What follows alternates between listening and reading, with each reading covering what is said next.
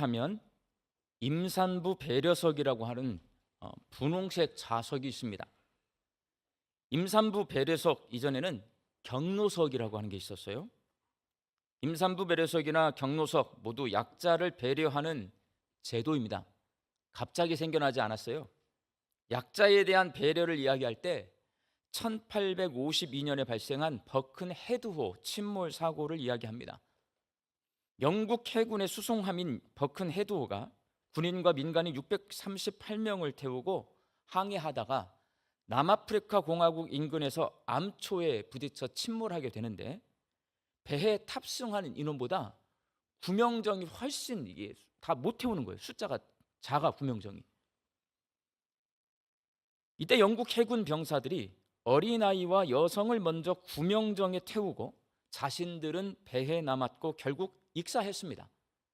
이 사건으로 인해 위급한 상황에서 어린이와 여성 먼저라는 약자를 배려하는 행동 규범이 생겨나게 됐고, 이는 1912년 타이타닉호 침몰 사고 시에도 그대로 이어졌습니다. 한자어 짝지을 배자에 생가할 여자를 사용하는 배려는 상대방의 입장이나 상황에 맞추어 깊이 생각하고 마음 쓰는 것을 말합니다. 약자를 돌보는 것뿐만 아니라 나 아닌 다른 사람의 입장을 생각하고 상대방에게 맞추기 위해 마음 쓰는 것, 이게 배려예요. 우리가 신앙생활 할 때 배려가 참 중요합니다. 왜? 성경에 기록되어 있는 구원 이야기는 하나님께서 사람을 배려하는 이야기이기 때문에 그래요. 하나님이신 예수님이 사람의 몸을 입고 이 땅에 오셨어요. 그냥 하늘에서 구원하시면 되잖아요. 근데 사람의 몸을 입고 이 땅에 오셨어요. 왜 그래요? 사람의 눈높이, 하나님께서 사람의 입장과 상황에 맞춰 깊이 생각하고 마음을 써서 배려해 주신 거예요. 우리 구원하려고. 예수님이 내 죄를 대속해 주기 위해 고난당하시고 십자가에 죽으셨음을 믿어서 우리가 구원에 이르게 하신 것, 우리가 구원받을 수 있도록 최선의 방법 생각하고 배려하셔서 생각해내신 방법이 뭐냐면, 예수님이 십자가에 못 박혀 죽으시고 우리가 그것을 믿을 때에 구원받게 하시는 거예요. 성경에 기록해 있는 이 구원 이야기는 모두 하나님께서 우리를 배려하시는 이야기입니다. 하나님은 배려하시는 분이십니다. 그러니 하나님을 믿는 성도도 남을 배려하는 사람이 되어야 합니다.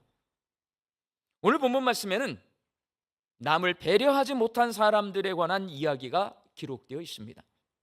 광야에서 40년 동안 하나님께 복종하는 훈련을 받은 이스라엘 백성이 가나안 정복 전쟁을 시작하기에 앞서 이제 군사를 다 모아가지고 전열을 가다듬고 있는 상황, 이제 전쟁하러 갈 준비하고 있어요. 그런 상황에서 르우벤 지파와 갓 지파 사람들이 모세에게 찾아와서 이렇게 말을 합니다. 오늘 본문 5절 말씀이에요. 함께 읽겠습니다. 또 이르되 우리가 만일 당신에게 은혜를 입었으면 땅을 당신의 종들에게 그들의 소유로 주시고 우리에게 요단강을 건너지 않게 하소서. 여기서 이 땅은 초원지대인 길르앗과 야세를 말합니다. 다른 지파 사람들은 가나안 땅 정복하기 위해 목숨 걸고 전쟁하러 가기 위해 전쟁 준비가 한창이에요. 그런데 자신들은 요단강을 건너가지 않고 요단 동편에 남아서 푸른 초원에 집을 짓고 가축을 기르며 살겠노라고 모세에게 요청한 것입니다. 그들의 요청을 들은 모세 분노합니다. 오늘 보면 14절 말씀을 함께 읽겠습니다. 보라, 너희는 너희의 조상의 대를 이어 일어난 죄인의 무리로서 이스라엘을 향하신 여호와의 노를 더욱 심하게 하는도다. 너희는 조상 때부터 대를 이어 죄를 짓고 있고 하나님 화나게 하는 사람들이다. 모세가 이렇게 조상과 하나님까지 동원하여서 르우벤과 갓 지파 사람들에게 화를 내는 데는 두 가지 이유가 있습니다. 첫 번째는 40년 전에 부정적인 사건이 떠올랐기 때문입니다. 모세가 가데스 바네아에서 가나안 땅에 12명의 정탐꾼을 보냈어요. 정탐하고 돌아왔는데 그들 가운데 10명이 가나안에 사는 거인들과 견고한 성읍들을 보고 와서 우리는 그들을 이길 수 없다라고 보고를 합니다. 부정적인 보고를 했어요. 그 보고로 인해 이스라엘 백성 전체가 낙심하여서 하나님을 원망하게 되고 결국 하나님은 그 세대가 약속의 땅에 들어가지 못하게 하십니다. 이스라엘 백성은 가나안 땅 목전까지 갔어요. 보고 잘못 들어가지고 야, 우리가 싸워서 진대. 그럼 여기까지 왜 왔어? 그냥 애굽 땅에 살게 놔두지 왜 여기 와서 우리를 죽게 하는 거야? 하나님이 그 모습을 보고 화가 났었어요. 그래서 가나안 땅에 출애굽에서 처음 나온 사람들은 아무도 못 들어가요. 여호수아와 갈렙만 들어가고 나머지는 다 가나안 땅에서 죽게 될 것이다. 이 광야에서 죽게 될 것이다. 다 죽었습니다, 여러분. 38년 동안 광야를 떠돌며 다 죽었어요. 하나님은 훈련시키는 거예요. 다음 세대 자녀들을 철저히 하나님께 복종하는 훈련을 시킵니다. 그리고 이제 그 38년 동안의 훈련을 모두 끝마치고 다시 가나안 땅을 정복하려고 이제 가나안 땅 눈앞에 왔어요. 입구에 왔어요.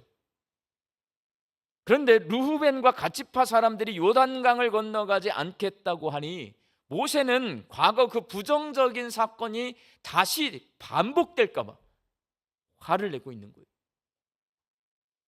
그리고 모세가 화를 낸 이유, 르후벤과 갓지파 사람들에게 남을 배려하는 배려심이 없는 모습에 화가 나요. 이기적이에요.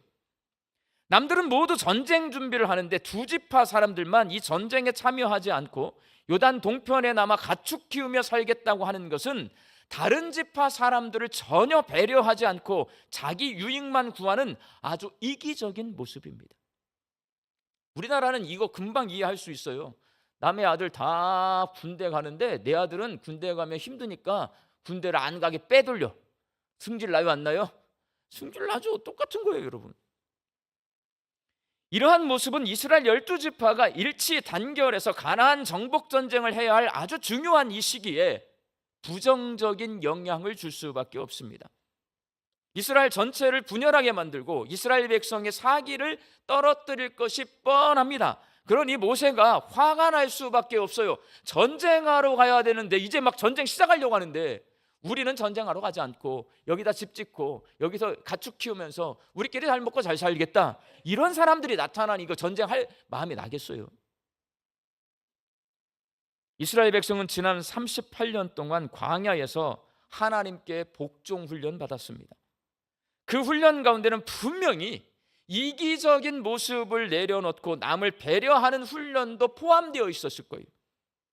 38년을 훈련 받았으면 남을 배려하는 것이 몸에 배어 있을 법도 한데 르후벤과 갓지파 사람들이 이렇게 다른 지파를 배려하지 않고 자신들만의 유익을 생각하는 이유, 이 이기적인 모습을 보여주는 이유 과연 뭘까요?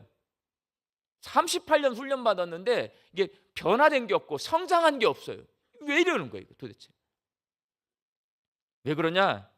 여러분, 훈련소에서 훈련 받은 거하고 전쟁터에서 전쟁하는 거하고 같을까요, 다를까요? 다릅니다. 훈련소에서 훈련 받을 때는요, 훈련병들한테 총 쏘지 않아요. 근데 전쟁터에 나가면 적군이 나한테 총 쏩니까, 안 쏩니까? 나 죽을까 봐 옆에다 멀리 쏩니까? 나한테 정확히 쏘잖아요. 실전과 훈련은 다릅니다, 여러분. 이스라엘 백성은 38년 동안 훈련만 받았지 아직 실전 경험이 전혀 없습니다. 훈련받는 것과 실제 전쟁을 하는 것은 완전히 다릅니다. 실전에서는 어떤 상황이 발생할 때마다 순발력 있게 빠르게 대처해야 하지만 생명을 보호할 수 있고 전쟁에서 이길 수 있습니다. 우크라이나 러시아 전쟁 3년간 지금 계속되고 있어요. 두 나라 병사들 모두 드론 공격, 하늘에서요, 사람이 운전하는 비행기가 아니고 무선으로 운전하는 이 드론이요, 나에게 폭탄을 떨어뜨려요. 여러분, 드론이 내가 어디 있는지를 파악해서 포병에게 알려서 포가 날라와요. 드론이 내가 어디 있는지 위치를 알려줘가지고 적군이 나에게 쫓아오게 만들어요. 이런 거 훈련 받았을까요, 안 받았을까요? 안 받았어요, 여러분. 드론이 나에게 공격을 해온다, 이런 훈련을 받지 못했습니다. 그런데 시대가 변해서 우크라이나와 러시아 전쟁은 드론 전쟁이 되고 말았어요. 드론이 참호 안에 있는 병사를 공격하고 탱크와 군함과 전투기를 공격합니다. 두 나라 병사들 모두 드론 공격에 대처하는 훈련을 받지 못했기 때문에요, 처음에는 많이 당황합니다. 탱크가 드론에 없어져 버리고 사람들이 참호에 있다가 드론이 떨어뜨리는 폭탄에 다 죽어요, 여러분. 그렇지만 이제 실전이 3년이 돼요. 실전 경험을 쌓은 이 우크라이나 러시아 병사들은요, 드론 공격에 대처하면서 전쟁을 이어가고 있습니다. 어디까지 되냐? 이제는 사람과 사람이 안 싸워요. 드론과 드론이 싸우고 있습니다. 이게 지금 우크라이나와 러시아 전쟁이에요. 마찬가지입니다. 이스라엘 백성은 38년 동안 가나안 땅에 들어갈 것에 대한 훈련을 받았어요. 훈련.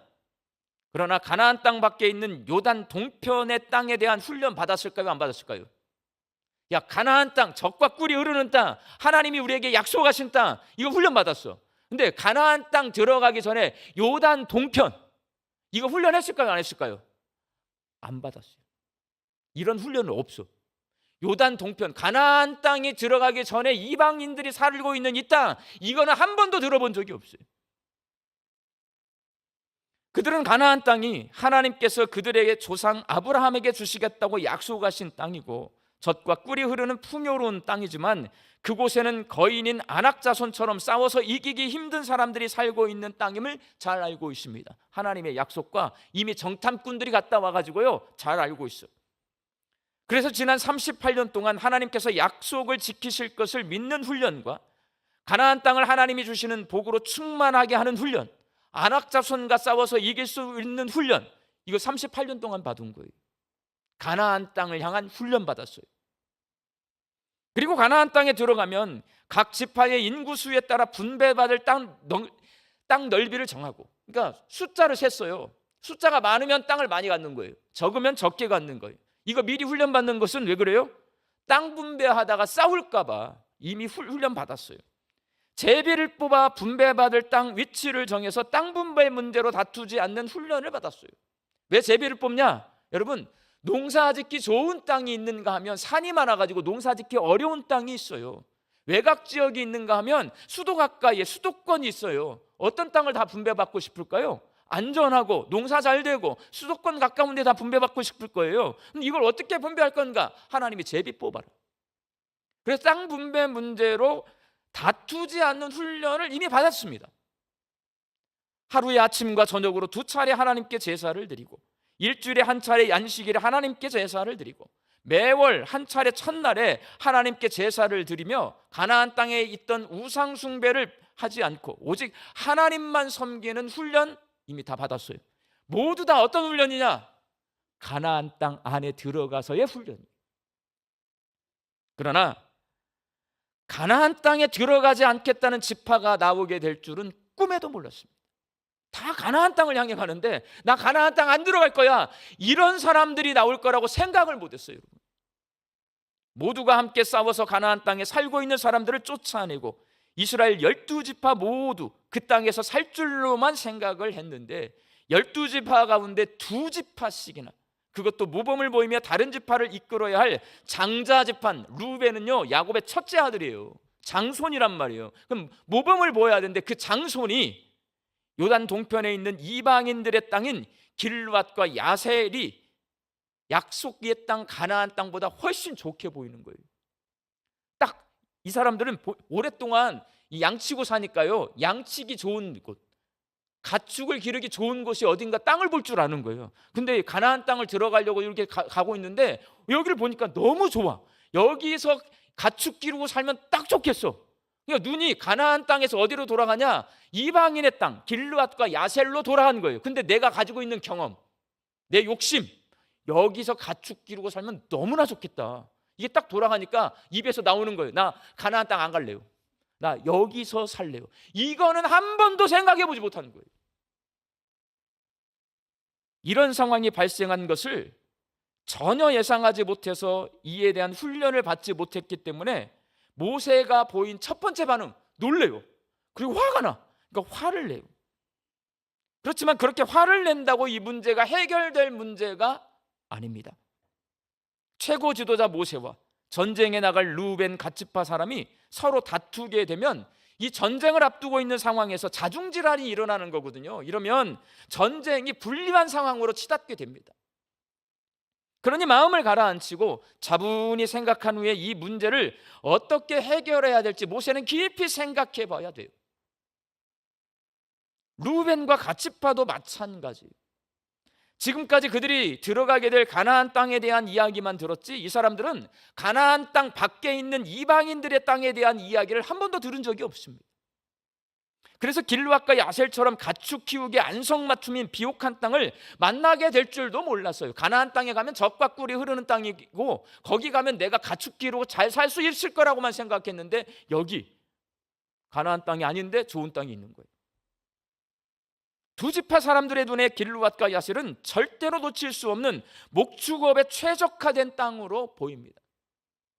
그런데 이런 상황에 대해 훈련받지 못했기 때문에 전쟁을 앞두고 있는 이 엄중한 상황임에도 불구하고 모세를 찾아갑니다. 그리고 자기들은 요단강을 건너가지 않고 길르앗과 야셀 땅에 남게 해달라고 요청합니다. 다른 지파 사람들과 이스라엘 공동체를 배려하지 못하고 자기 유익을 챙기는 이기적인 모습을 드러내고 마는 거예요. 왜? 훈련받지 않았으니까. 이렇게 훈련받지 않은 상황이 발생하자 지도자 모세나 이스라엘 백성 모두 당황했지만 이내 새로운 상황에 대처해서 타협안을 만들어냅니다.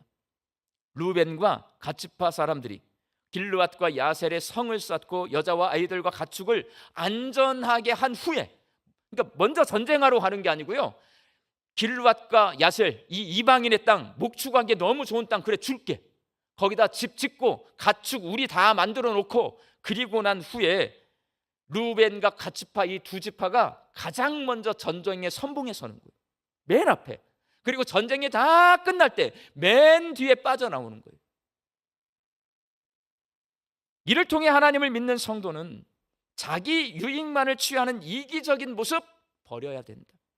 철저히 남을 배려하며 살아야 한다라는 것을 알 수가 있습니다. 내가 이 땅 얻고 싶은데 내 공동체 이스라엘 전체에 피해를 줘요. 그럼 내가 어떻게 해야 되냐? 내가 맨 앞에 가서 맨 앞에 가면 사람이 가장 많이 죽어요, 여러분. 힘들어. 근데 그걸 내가 맨 앞에 가서 하겠다는 거예요. 자기 희생하겠다는 거예요. 그리고 전쟁이 다 끝날 때까지 끝까지 남아서 싸우겠다는 거예요.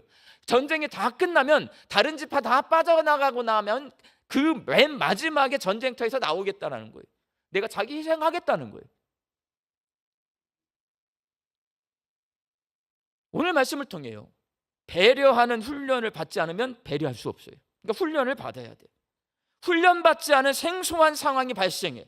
그래도 남을 배려할 수 있는 방법을 찾아내야 된다. 이 말씀은 뭐냐? 하나님을 믿는 사람은 남을 배려하며 살아야 한다. 우리에게 말씀하고 있는 겁니다.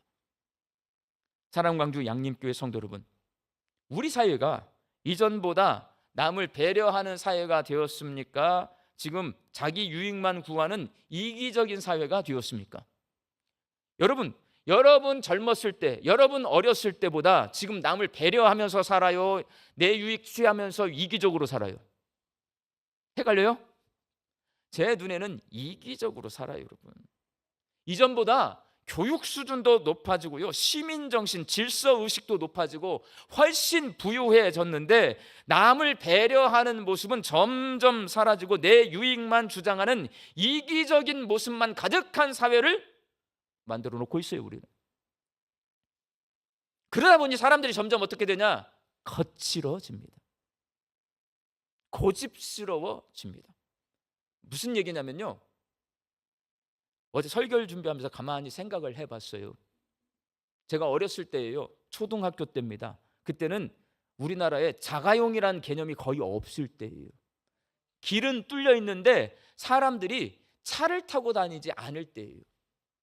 신장로 있을 때, 신장로. 근데 제 큰아버지가 부자였나 봐요. 자가용이 있었어요. 그래서 산소에 가는데 서울에서 자가용을 타고 오시는 거예요. 정읍에서 우리를 태워서, 제 고향이 고창군 무장인데 무장으로 가는 거예요. 그럼 무장에 자가용이 있을까요, 없을까요? 없어요. 그 자가용 한 대요. 그러니까 애들이 막 구경 오는데 한 애가 자전거를 타고 옆에 오다가 이제 골목길이니까 차가 쓰니까요, 그 옆으로 지나가다가 넘어져 가지고 자가용에 기스가 났어요. 자가용에. 지금 자가용에 기스가 났어, 자전거로. 그럼 어떻게 해야 돼요? 이제 부모님 불러야 돼요. 다 수리해 줘야 돼. 근데 우리 큰아버지 내려서 막 화가 잔뜩이 났어요. 왜? 자가용이 새 차인데 기스가 났으니까. 근데 어떻게 해요? 그냥 가라라고 하셨어요. 그때는 그랬어요, 여러분. 근데 지금은 나에게 누군가 손해를 끼치면 반드시 다 보상을 받아냅니다. 그렇잖아요. 그런 시대를 우리 살고 있고, 나도 그러고 여러분도 그러고 살아요, 여러분.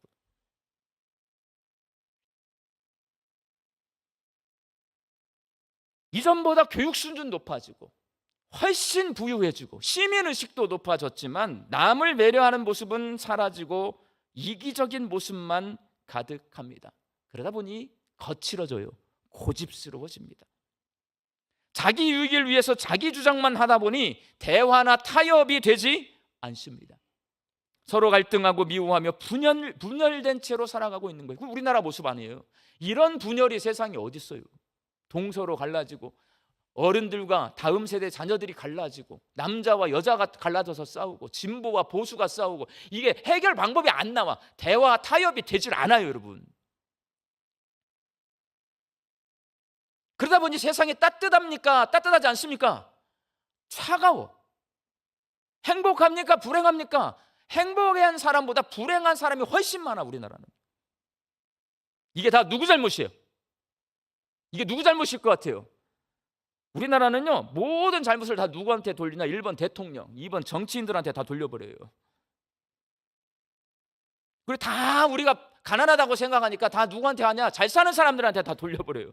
여러분, 우리나라 가난한 사람 없어. 다 잘 살아. 밥 굶는 사람 아무도 없잖아요. 누구의 잘못이냐? 목사인 제 눈에는 우리 그리스도인의 잘못이고 교회의 잘못입니다.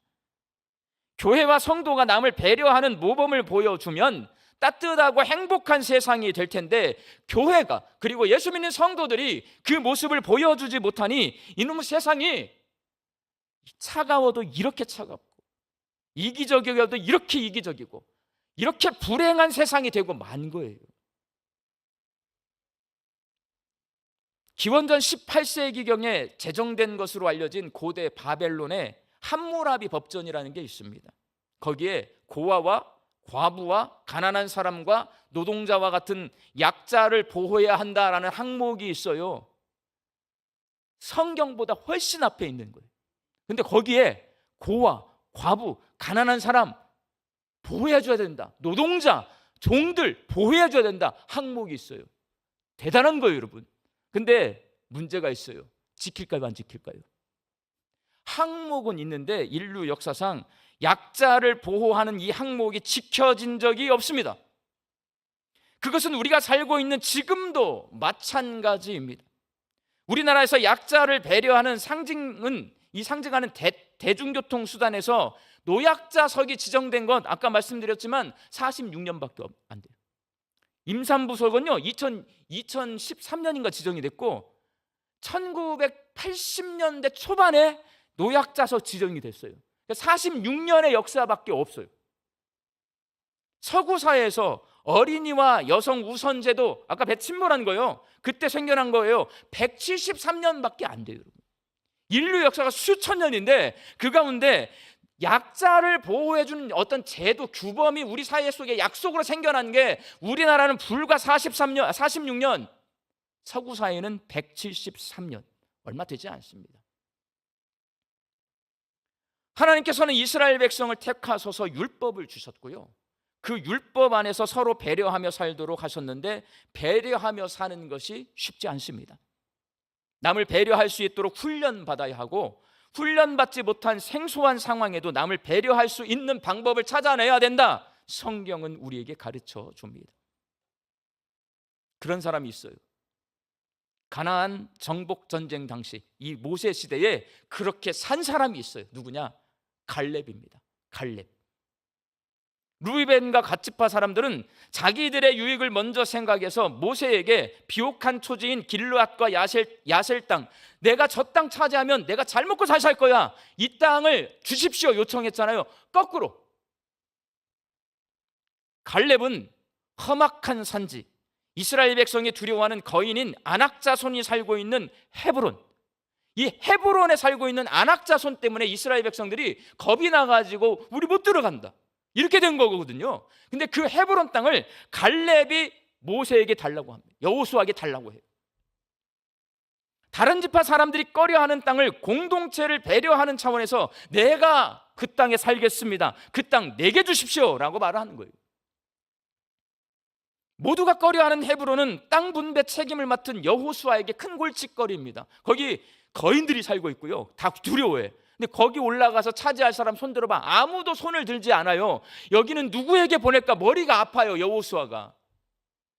이를 잘 알고 있는 갈렙은 지도자 여호수아를 배려하는 마음에서 여호수아 갈렙 그 두 사람만 가나안 땅 들어가는 거거든요. 그러니까 갈렙이 여호수아를 배려해줘요. 머리 아플 텐데 내가 그 땅 갖겠습니다. 그렇게 성경은 갈렙이 다른 지파 사람들과 나이 어린 여호수아를 배려해 준 사람으로 기록해 놓고 있는 겁니다. 우리 광주 양림교회 성도들이 갈렙처럼 남을 배려하는 그리스도인이 될 수 있기를 바랍니다. 하나님의 말씀으로 훈련을 잘 받고 항상 남을 배려하는 사람이 되고, 우리가 훈련받지 못하면 르후벤 지파와 갓 지파 사람처럼 될 수가 있어요. 그러면 생소한 상황 만나는 거예요. 그럼 우리가 배려하지 못하고 이기적인 모습을 보일 수밖에 없어요. 그때는 또 여러분 이렇게 말씀을 듣고 훈련을 받는 거예요. 그래서 배려할 수 있는 방법을 찾아내는 거예요. 우리 광주 양림교회 성도들이 남을 배려하는 삶을 살 수 있기를 예수님의 이름으로 축원합니다. 기도하겠습니다. 저희를 배려해 주셔서 사람의 몸을 입고 이 땅에 오셔 십자가에 죽기까지 낮아드신 예수님처럼 내 욕심 먼저 챙기는 이기적인 마음을 내려놓고 남을 배려하며 살기를 소망합니다. 갈렙처럼 공동체를 먼저 생각하고 여호수아의 힘든 마음을 헤아릴 수 있게 하여 주사 나보다 남을 위할 줄 아는 배려하는 삶을 살게 하여 주옵소서. 예수님의 이름으로 기도하옵나이다. 아멘.